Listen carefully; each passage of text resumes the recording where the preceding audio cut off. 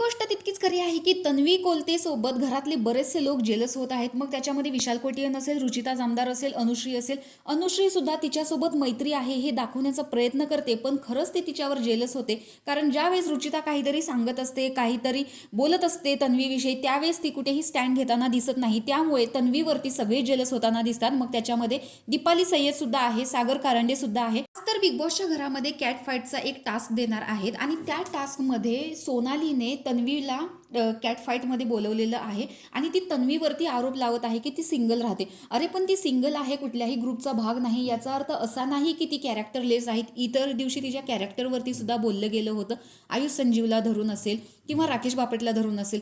तर या गोष्टी ज्या आहेत त्या खूप चुकीच्या आहेत, कारण बिग बॉसच्या घरामध्ये कुठल्याही मुलीच्या कॅरेक्टरवर जाऊ नये आणि याच विषयी इथं बिग बॉसच्या घरामध्ये वाद झालेला आहे. आणि इथं सोनालीचं स्पष्ट म्हणणं आहे की ते तुझ्या वृत्तीमुळे, म्हणजे तुझी जी वृत्ती आहे सिंगल राहण्याची, त्याच्यामुळे लोक तुला एकटं टाकण्याचा प्रयत्न करतात. तर असं काही नाहीये. तन्वीला जर तिचा गेम दाखवायचा असेल आणि ती खूप छान पद्धतीने स्वतःचा स्टँड घेते, चुकीच्या गोष्टीमध्ये ती बोलते. इव्हन ज्यावेळेस सोनालीने ड्युटी केली नव्हती त्यावेळेस सुद्धा तिनं सोनालीबद्दल बोललेलं होतं, तिच्या विरोधात ती उभी राहिलेली होती, अख्ख्या घराच्या विरोधात ती उभी राहिलेली होती. आणि काल सुद्धा सागर कारंडे काहीही त्याचा संबंध नसताना प्रभूला ज्या पद्धतीने बोलत होता, तिथे सुद्धा कोणीही प्रभूच्या बाजूने उभं राहिलं नाही. तीच जर गोष्ट इतर व्यक्तीच्या बाबतीत असती तर मात्र बरेचसे लोक त्याच्या बाजूने बोलायला गेले असते. जसं दीपाली सय्यदच्या वेळेस बोलायला गेले, जसं प्राजक्ताच्या वेळेस अनुश्री बरोबर भांडायला लगेच दीपाली ताई आलेली होती. पण तुला जर चुकीचं वाटलं तिथे तू बोलत जा, असं सागर कारंडेच्या विरोधात सांगायला फक्त तन्वी तिथे उभा होती. त्यामुळे तिने वेळोवेळी स्टँड घेतलेला आहे.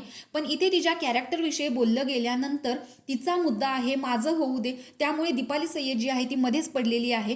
जो मुद्दा विशाल कोटियन सांगतोय की मी ही गोष्ट रुचिताला सांगितलेली नाही, की मी असं येऊन तन्वी माझ्याजवळ बोलली गेली आहे की हा माझा एक गेम आहे, तर अशा पद्धतीचं काही घडलेलं नाहीये असं नाहीच. तन्वी बोललेली होती, पण ही गोष्ट तितकीच विशालने जाऊन रुचिताला सांगितलेली होती, ज्याच्यामुळे बुद्धिबळाच्या पटावरती ही गोष्ट घडलेली आहे.